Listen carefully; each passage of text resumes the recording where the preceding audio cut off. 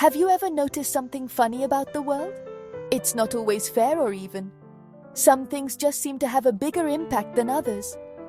Well, an Italian economist named Vilfredo Pareto noticed this a long time ago. Back in the late 1800s, he saw that about 80% of the land in Italy was owned by only about 20% of the people. He thought, wow, that's a lopsided ratio. This simple observation became known as the Pareto principle, or as many people call it today, the 80-20 rule. It's a fascinating idea that can change the way you look at, well, almost everything. The core idea of the Pareto principle is this. For many events, roughly 80% of the effects come from 20% of the causes. Think about it like a pizza party. You might have 10 friends over, but maybe only 2 of your friends will eat about 80% of the pizza. The other 8 friends just nibble on a slice each. The small group of super hungry friends creates the biggest result, which is an empty pizza box. This principle isn't just about pizza or land. It's a pattern we see all over the place, from nature to business to our very own lives. It's an observation about how things are often unbalanced. Let's go back to Mr. Pareto for a moment. He didn't just stop with land ownership. He looked around his garden and noticed it there too. He saw that about 20% of his pea pods were producing about 80% of the peas he harvested. A small number of his plants were doing most of the work. This is a great way to understand the principle because it's so visual. It's not that the other pea pods were useless. They just weren't the superstars.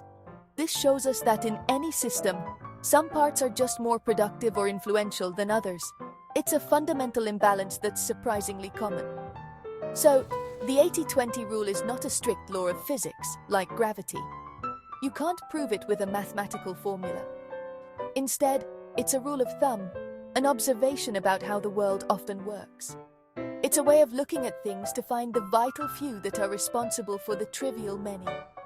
The vital few are the 20% of things that make the biggest difference. The trivial many are the other 80% that don't contribute as much. Understanding this can be a real superpower, helping you see what truly matters in a world full of distractions. Let's think about your closet. You probably have a lot of clothes in there, right?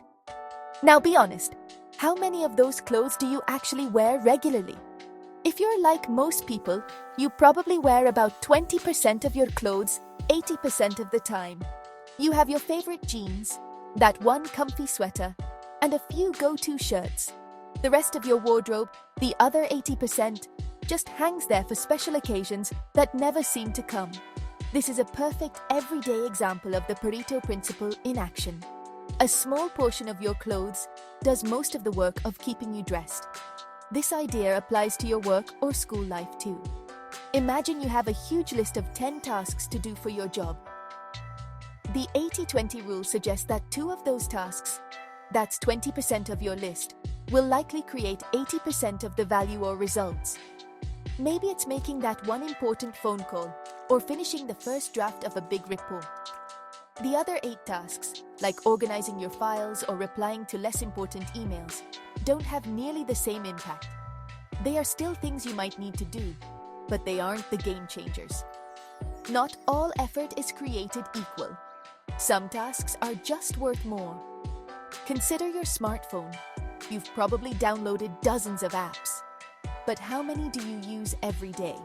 Most people use only a handful of apps. Maybe social media, a messaging app, email, and a web browser for most of their screen time.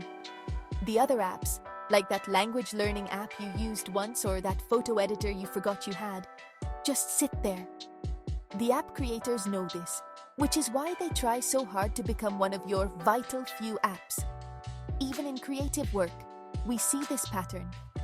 Imagine an artist is commissioned to draw a hyper-realistic sports car. They might spend 20% of their time, the first few hours, sketching the car's outline, getting the proportions right, and placing the wheels. This initial work defines 80% of the final look. The other 80% of the time is spent on details, adding shading, reflections on the windows, the logo on the hubcaps, and the texture of the seats. These details are important, but the core drawing was established early on. The big impact came from that initial smaller chunk of effort. Now, this is a very important point, so listen closely. The numbers in the 80-20 rule are not set in stone. It's just a catchy name. The numbers don't have to be exactly 80 and 20, and they certainly don't have to add up to 100.